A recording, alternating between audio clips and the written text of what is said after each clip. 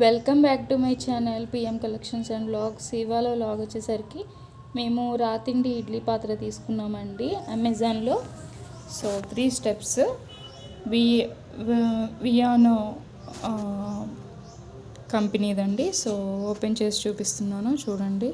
చాలా బాగా వచ్చింది, క్వాలిటీ కూడా. ఫస్ట్ ప్లేట్ 7 వస్తాయి, 7 ఇడ్లీ, 1 2 3 4 5 6 7.